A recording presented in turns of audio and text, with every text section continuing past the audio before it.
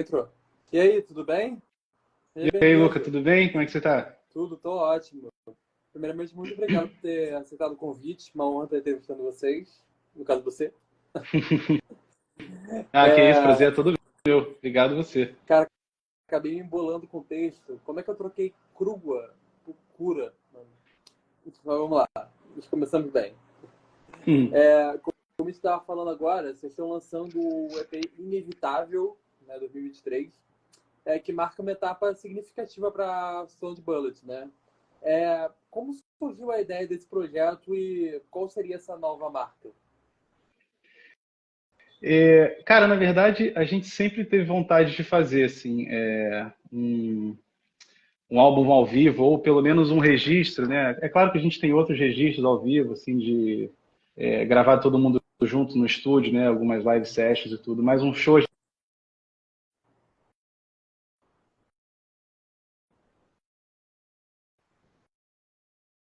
Tá?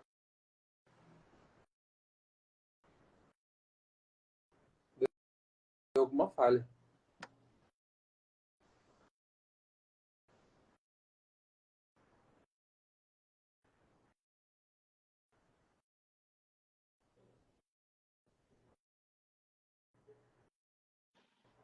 Oi, Pois, Luca, tá me ouvindo? Acho que voltou, caiu voltou, alguma coisa. Voltei. voltou. Não sei porque caiu aqui. Vai, a gente estava falando sobre como nasceu o projeto e qual era essa marca nova. Isso. E na verdade foi uma coisa que veio meio inusitada pra gente, assim, uma oportunidade que se surgiu da gente gravar esse show ao vivo, assim, e quando apareceu a gente falou, a gente tem que aproveitar isso de alguma forma, e porque era realmente uma vontade que a gente tinha, né, de fazer esse registro ao vivo. E eu acho que veio no melhor momento, assim, porque o Inevitável, eu acho que é um dos CDs, um dos álbuns, é mais talvez o nosso álbum mais energético, assim, né, e mais potente, assim, se é que dá para dizer dessa forma. Então, poder fazer esse registro com o Inevitável, para mim, foi incrível, assim. Legal. E como se deu a ideia do lançamento? A ideia de começar esse projeto? Então, ele vem desde o Inevitável em si, né, que ele meio que o projeto como um todo, né, surgiu bem antes da pandemia, inclusive, né? Uhum. Ele foi um processo até um pouco estranho, assim, porque a gente estava quase praticamente com dois álbuns muito quase que prontos, né? O Home Ghost. Quando a gente lançou o Home Ghost, a gente já estava com uma boa parte do que seria o Inevitável já meio que organizado, assim. E aí veio a pandemia, e então muita coisa a gente foi fazer depois e gravar já nesse ambiente de pandemia. Eu mesmo quase não gravei guitarra, é uma curiosidade que eu sempre falo para as pessoas. Então ele todo veio com essa carga, né? E aí quando a gente põe ele como ao vivo, né, de novo com essa oportunidade que se abriu para a gente para fazer esse ao vivo, foi uma coisa assim, eu acho que caiu na hora certa, assim, e era para ser nesse momento, e era para ser com Inevitável, com toda essa carga de novo, né, de energia e de que a gente vinha carregando de todo esse tempo, assim. Então a ideia do lançamento foi justamente por isso, assim, a gente viu essa janela de oportunidade e falou, o Inevitável é o CD perfeito para isso, né? São as músicas Sim. perfeitas para a gente fazer esse projeto. Então foi mais ou menos Legal. por aí. Uhum. A próxima, até eu fiquei curioso para saber essa resposta, é a faixa Lavender Town, que tem um Sim, significado profundo, né? Especial para a banda, sim. fãs, e que tem inspiração no Pokémon, quem diria. É, É, sim. como surgiu essa música? Como é que foi a abordagem dela?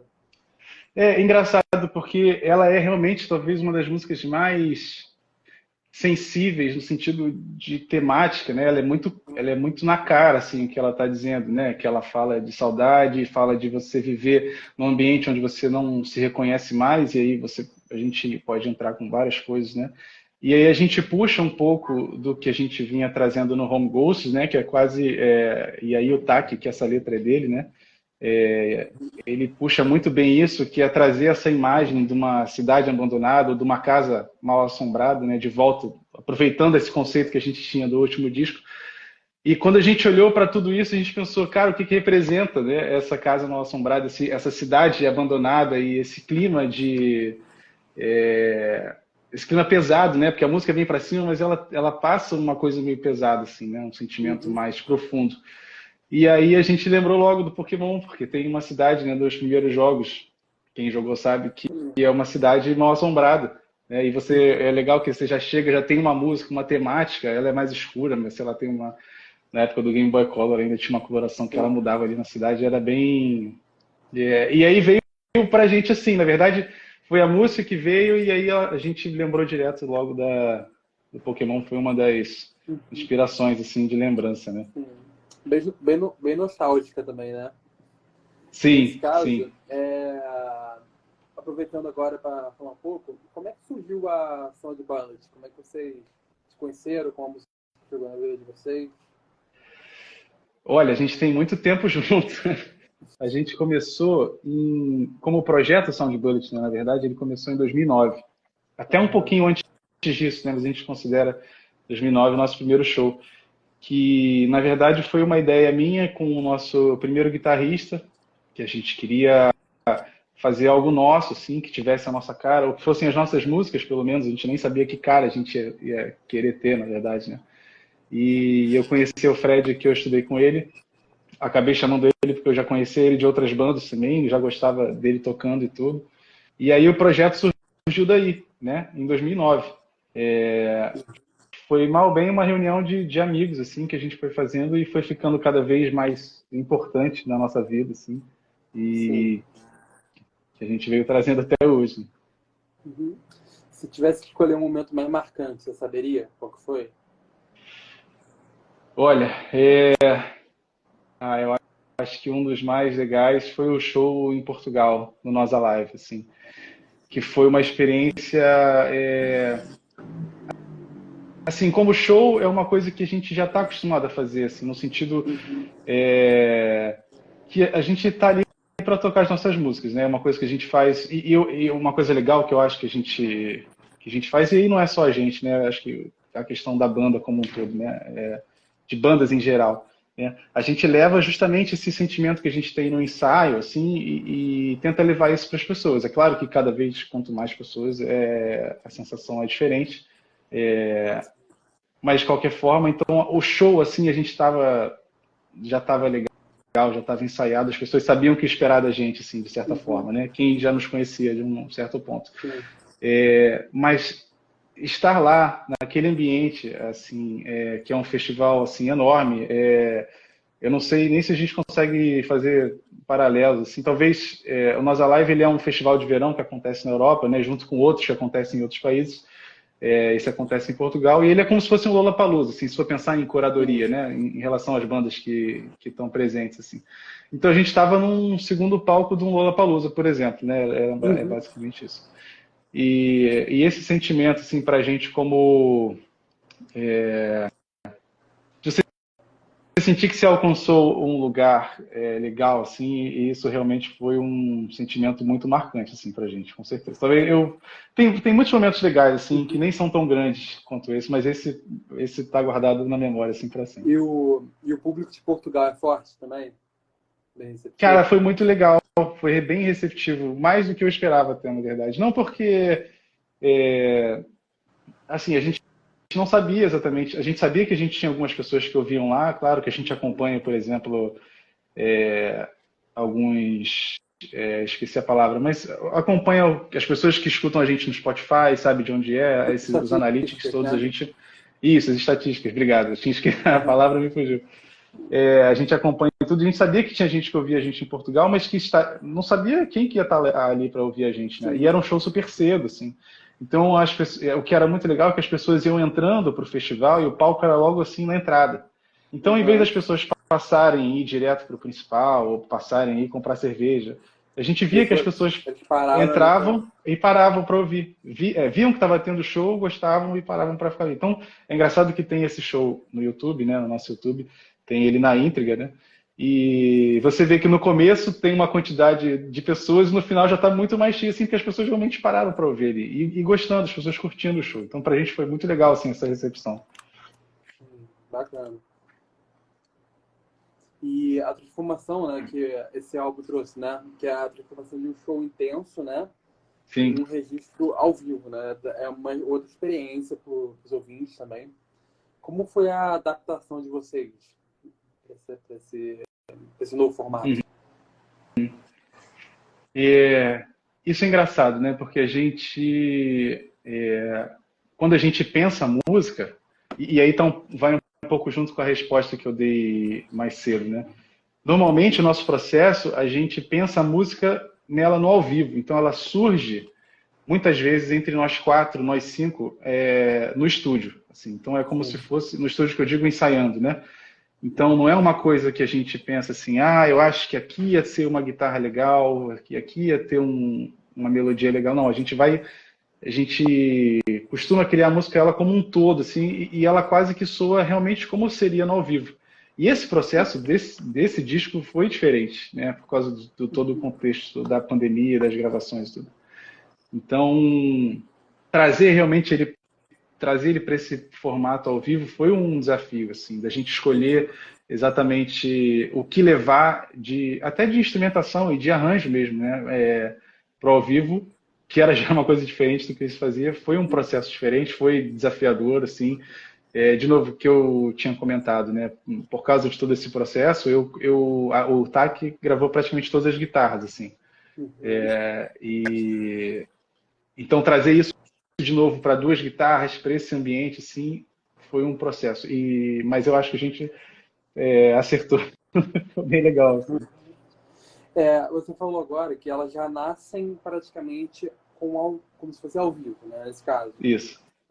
Isso depois tem uma pós-produção que ela vai ganhando mais o som de vocês? Sim. Sim, é isso, a gente faz ela como se fosse aquele ao vivo e depois vai adicionando coisas que a gente sente falta.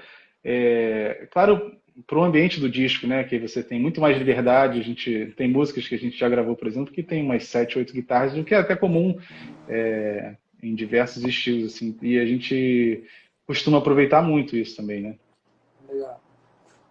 Vocês chegaram a mencionar na divulgação do projeto, né? Sim. Que a influência da cultura dos bootlegs, que teve muita influência dessa cultura na concepção do álbum, né? Sim. Nesse caso, quais foram os aspectos específicos que vocês mais se inspiraram por abordar no projeto? Eu acho que essa coisa de shows, assim, de gravações de show, assim, eu acho que é uma coisa que eu pessoalmente, eu e o Fred principalmente, a gente adora, assim, já conversou várias vezes sobre isso, assim, né, que até no momento, assim, antes de YouTube, antes de, sei lá, do Spotify, antes de tudo isso, antes do streaming de forma geral, muitos dos acessos que a gente tinha a algumas músicas novas eram, por exemplo, a gente baixando daqueles programas do Kazaa, o LimeWire, diversos programas, essas coisas todas, E aí vinha muito junto, assim, umas gravações ao vivo de show, assim, que tinha, né? E a gente ia conhecendo muita coisa nova por aí também. E aí depois, quando entrou o YouTube, isso acho que aumenta ainda mais, porque você vê as gravações ao vivo do show, que algum fã bota, né? E eu acho demais, assim, porque eu acho que a parte do show, esse contato que o artista tem com o público no show é uma parte que é muito de verdade, assim, né? Vou até citar um exemplo que foi uma referência para esse álbum, e aí não seria muito bootleg, mas tem um álbum que o Fred vai me matar agora, que eu esqueci o nome do disco que a gente estava ouvindo outro dia, e a gente falou muito disso, que é um ao vivo, assim, Caraca, agora me fugiu até o nome da banda. Que toca Helicopter. Block Party. Isso, um disco do Block Party ao vivo, que é, assim, maravilhoso. E é muito cru.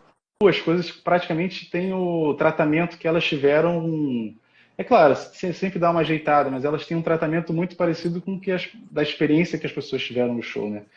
Pô, isso é maravilhoso. Você vê aquilo como são as coisas de verdade, assim, né? E todas as características que você gosta, até certas imperfeições que fazem aquilo crescer como como um todo, né? Como um conceito, como uma banda, com pessoas tocando junto, né? E isso que vem tanto desse bootleg que você falou, que a gente gostava muito, a gente quis usar muito nessa parte, né? E tanto que a gente não ajeitou nada, assim, dá para ouvir algumas coisas assim que são do natural, assim, do ao vivo. Então, é, é isso, não quis consertar nada, que tem muito isso em ao vivo também, né? Que as pessoas já gravam 3, 4 vezes a voz depois que vai, o que é normal, é natural, tá tudo bem, não tem nada de errado quanto a isso. Mas aproveitando de novo essa ideia que a gente tinha para esse projeto, era isso, o mais cru possível, o mais perto da experiência que as pessoas tiveram naquele contato com a gente. Assim, é isso que a gente quis passar, né, com esse projeto. Sim. Eu queria pegar um gancho do que você falou, da Uhum. época do Emule, que a gente baixava muita música, né? Sim. Você sabe que, você vê, o Spotify, a gente pesquisou aqui, né? Foi de 2008 que a plataforma chegou, e o YouTube explodiu Foi. ele por 2009. Foi. Você vê que já tem uma geração que não sabe o que era Emule, que essas coisas, não sabe hoje. Não sabe. E essa plataforma hoje em dia tem muito impacto também com o lançamento de música, né? Muitas pessoas descobertas das plataformas. Como você enxerga essa era digital em relação à música? Olha, é muito complicado, né? Porque ao mesmo tempo que facilitou muito para a gente como artista, né? Hoje em dia é muito fácil a gente gravar e lançar uma música na internet, e aí você tem diversas plataformas que são gratuitas, tem plataformas que você, como por exemplo o SoundCloud, né? Tem plataformas que são, nem sei se existe mais ainda o Bandcamp, por exemplo, que você podia também gratuitamente deixar sua música lá e as pessoas pagavam quanto elas queriam, o preço que se estipulava. Perdão. Então, de uma certa forma, é muito mais fácil hoje a gente lançar uma música, mostrar para as pessoas, mas ao mesmo tempo é muito mais difícil que essas músicas atinjam as pessoas de verdade, porque você tem, além da oferta muito grande, você tem todas essas redes sociais que seriam um caminho para a gente divulgar nosso trabalho, que não entregam o conteúdo de forma orgânica, né? Então, a gente tem uma abertura talvez de possibilidades para lançar e ao mesmo tempo uma barreira para a gente divulgar. Então é um processo muito complexo, né? Não que antigamente não tivesse as suas complexidades também, com certeza tinha. Então é só uma coisa que, tipo, da mesma forma que você facilita de um lado, você tem problemas de outro. Então não é nem que é melhor nem pior. É simplesmente só o avanço das coisas como funcionam, né? Sim. Voltando a falar do EP, ele captura muito a essência crua, né, da música da Sound Bullet, né? Como você escreveria essa essência que o público pode estar ouvindo pela primeira vez no álbum? Eu acho que é bem por aí. Cru é uma palavra muito certeira, assim, nesse caso, porque é o que a gente está sentindo ali de verdade, assim. Igual que eu falei, a gente estava conversando aqui dessa pós-produção, que a gente pode acrescentar uma guitarra, um teclado, algum efeito que dê um preenchimento. Ali naquele momento não, no show inclusive nós somos 4 sempre, né? Então somos só nós 4 ali, 2 guitarras, baixo, bateria e voz, e é aquilo ali que está acontecendo de verdade, sabe? Então eu acho que cru é uma palavra muito certeira, é o que está acontecendo ali, é um retrato daquele momento específico, né, das pessoas que estão ali, né, porque a gente até aproveitou, a gente quis aproveitar também a voz das pessoas naquele momento, que é importante para a gente, né? Então, é isso, um retrato de um momento, assim, um retrato do que é um show, assim, um retrato do que é esse contato, né? Sim. Você tinha falado que o projeto começou realmente, vocês consideram que foi 2009, certo? O ano, né? Isso. 2009 para cá, o que você acha que mais evoluiu na banda? Se você visse o grupo em 2009 e visse hoje, o que você mais evoluiu? Eu vou falar que a gente era bem ruim, tá? No começo. O que é normal também, você imagina 4 garotos, 5 garotos, 5 não, porque o Henrique sempre foi bom, né? O Henrique, ele era... Henrique, nosso guitarrista, hoje ele atua mais nessa parte de produção e de pós-produção, mas ele sempre foi incrível, assim. Mas é engraçado, assim, quando a gente se juntou a primeira vez, é uma coisa que a gente só queria tocar as nossas músicas, né? Queria fazer... Eu mesmo não tinha pretensão nenhuma que fosse um projeto tão sério, assim, né? Ou que fosse me levar em tantos lugares quanto me levou, ou que fosse me fazer sentir o que eu sinto hoje como músico desse projeto, sabe? Então, eu brinco com essa coisa, mas a evolução é natural de quem está começando e que a gente, bom, já está trabalhando aí há 16 anos, sei lá, quase. Então, assim, no que a gente mais evoluiu, eu acho que pode ser como músico, principalmente, e como talvez entender talvez o que a gente precisa pôr nas nossas composições, no sentido de estar mais solto, estar mais livre para a gente fazer o que a gente está sentindo em cada momento, né? Porque se a gente for pensar, o Inevitável, ele já é muito diferente do Home Ghost, que já é muito diferente do Terreno. Então, a gente foi sentindo assim que a cada momento que passava, a gente precisava se expressar de forma diferente para mostrar o que a gente estava sentindo naquele momento. E ter a liberdade para fazer isso, que eu acho que é o mais difícil, né? No mundo cada vez, talvez, mais nichado, assim, né? Que as pessoas meio que se propõem a um nicho específico, né? Claro, também não estou dizendo que isso não é importante, porque claro que é, mas ter essa liberdade de conseguir crescer, seria isso, ter essa liberdade de crescer e de passar a mensagem que a gente queria. Eu acho que foi talvez a maior evolução da gente assim, nesse tempo. Legal. Além da música, voltando a falar de Lavender Town, ela teve um clipe ao vivo que ofereceu uma visão diferente da turnê da banda, né? Inclusive, a experiência de estar meio que nos bastidores com vocês. Como foi a experiência de gravar esse clipe? E você pode compartilhar um pouco como foi os bastidores? Claro. Esse foi um projeto que a gente fez com o Lucas Bellator, que é um menino que mora hoje no Rio Grande do Sul. Ele é do Rio Grande do Sul. E a gente conheceu ele pelo caminho, assim, pelos esses shows que a gente fazia na estrada e pela internet, tudo. E é um cara super talentoso, assim, um videomaker que ele fez quase todos os nossos clipes, porque a gente tem essa identificação com ele.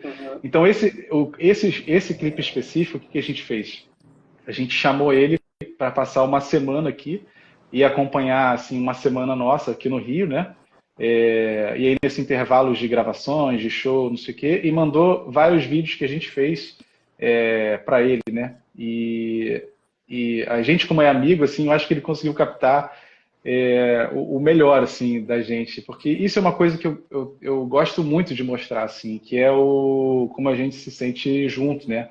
Como a gente trabalha junto, como a gente se comporta quando estamos uns com os outros, né? E talvez esse fato do Lucas ser tão próximo da gente, apesar de a gente estar tão distante, né? Rio de Janeiro, Rio Grande do Sul, ele captou, acho, esses momentos muito legais, assim, de descontração, que eu acho que até a gente hoje não consegue passar tão bem, assim, né? No sentido de rede social e tudo, assim, né? E aí foi isso, ele acompanhou a gente por esses momentos de gravação de clipe, de todo esse trajeto, né? Tinha uns vídeos de carro também gravando, a gente dando uma volta também junto, ou indo de um ponto a outro de alguma gravação e tudo mais. Então, passa realmente essa imagem. Eu acho que ele conseguiu captar bem legal isso. Sim. O EP, a gente estava até falando um pouco sobre isso, né? Sobre a seleção do repertório, né? Do álbum, como foi. Como vocês decidiram quais músicas iam incluir e por que essas foram escolhidas? Como vocês selecionaram isso? Legal a pergunta, porque realmente a gente não queria que fosse... A gente não queria que fosse o CD inteiro de novo, né? Sabe, ter essa... Como se a gente só tivesse, né, soltando as coisas nos streams, assim. A gente pegou simplesmente as músicas que eu acho que precisavam ter mais cara, assim, até por coisa dos lançamentos e de coisa, a gente ter que escolher os singles e todas essas estratégias para a gente entrar nas plataformas e tudo. Então, por exemplo, Lavender Town era uma que desde o começo a gente sabia que a gente queria usar ela de um jeito diferente, assim. E essa gravação do ao vivo foi especial, assim. Então a gente sabia que essa tinha que ter, assim, até a resposta das pessoas, porque ela é a última música do disco de estúdio, né? Até porque a gente queria passar essa surpresa, a gente queria que fosse quase que um presente, né, para os fãs, uma coisa inusitada, assim. Então, se você chegou até o final, você está vendo uma Sound Bullet diferente aqui, de uma certa forma, né? E o que é legal é que os nossos fãs, nossos amigos, todos que estavam naquele show e até em outros shows, essa é uma das músicas que eles mais gostam, e porque ela passa toda essa mensagem, passa toda essa energia, né? Então a gente sabia que naquele ponto a Lavender Town tinha que entrar. E Inevitável também, ela tem muito essa coisa da energia, né? E de novo eu vou falar dessa parte crua do show que a gente tem, assim, essa coisa de verdade que a gente tem, que a gente passa desse disco, assim, né? Então, Inevitável também, quando a gente ouviu a versão do ao vivo, a gente falou, essa aqui tem que entrar, porque ela tá muito forte, está passando exatamente o que a gente queria passar com esse show. E Jupiter Jazz talvez seja a nossa música favorita, assim, do disco, e as pessoas gostam bastante também. Essa aqui vai ter, se der para ter 15 versões dela, vai ter 15 versões dessa música, que a gente gosta demais. Para a gente terminar a entrevista, eu sempre boto uma pergunta mais complexa, né, tentando elaborar isso. Você me falou, quando a gente estava falando sobre o balanço, né, do começo da banda, de 2009 para cá. Sim. Você me disse que no começo você nunca imaginaria até onde você iria, né, com esse projeto, não sei que virar um projeto. Sim. Hoje em dia, para você, se você não estivesse fazendo música, o que você acha que estaria fazendo hoje? É complexo. É bem complexa a pergunta. E é complexo no nível que, num sentido assim, eu acho que não existe se for entrar aí num ambiente de cultura pop e tudo mais, não existe um multiverso onde eu não estivesse fazendo música, sabe? Uma coisa assim que é meio... É engraçado pensar dessa forma, assim, porque talvez uma coisa que realmente já passou... Se não existisse a Sound Bullet, será que existiria uma outra coisa? O que ia acontecer? Mas a música ia estar sempre na minha vida e possivelmente ia estar sendo com o Fred, ia estar sendo com o Henrique, ia estar sendo com o Rodrigo de alguma forma ou de outra, assim. Porque é uma coisa que é muito presente na nossa vida, assim, né? E a gente, como amigo mesmo, eu até brinquei numa outra entrevista que a gente fez com o pessoal do Minuto Indie, né? Que eles falaram que a gente foi conversando e a gente chegou num ponto que falou, a gente só continua junto hoje, depois de tanto tempo, depois de tanta coisa que acontece na vida de todo mundo, né? Porque a gente é muito amigo e a gente gosta muito de trabalhar junto, assim. Então é uma coisa que, de alguma forma, se não existisse a Sound Bullet, porque eu estou vivendo num ambiente onde eu acho que não existiria um universo onde a gente não estaria fazendo música. Mas se não existisse a Sound Bullet, por exemplo, eu imagino a gente fazendo qualquer outra coisa junto, sabe? É uma coisa que realmente... É um grupo que meio que predestinado, né, para estar junto, né? Eu nem sei se eu gosto muito dessa palavra de predestinado, mas eu acho que realmente, de alguma forma, em algum momento, a gente ia se encontrar e ia trabalhar junto de alguma forma, sabe? Então, a música, de alguma forma, ia juntar a gente para alguma coisa, assim. Então, eu acho que é por aí. Assim. Valeu mesmo, amigo, pela essa entrevista. Agradecer mais pela presença novamente. E para quem conheceu a história de vocês pela nossa live, onde que a gente consegue acompanhar os trabalhos da banda? Redes sociais, plataformas? Primeiro, obrigado, Luca, de novo pelo espaço. Brigadão pelo convite e a conversa foi super bacana. Obrigado mesmo. E o pessoal pode encontrar a gente... Foi emocionante, mas foi bacana. Vocês podem encontrar a gente em todas as redes sociais, como Sound Bullet, @SoundBullet, em todas as plataformas de streaming também, YouTube, Spotify, Deezer, todas essas juntas aí, a gente está lá. TikTok também, tem muita coisa legal que a gente só deixa por lá. E é isso, Sound Bullet em todas as redes que vocês vão encontrar a gente. Então foi isso, pessoal. Mais uma vez, lembro vocês, se perderam alguma parte da nossa live ou querem rever a entrevista, ela está salva aqui no Instagram. E na plataforma YouTube, Spotify, Amazon Music ou Apple Podcast. Basta procurar pela gente lá. Até a próxima. Valeu, amigo. Valeu. Obrigado, Luca.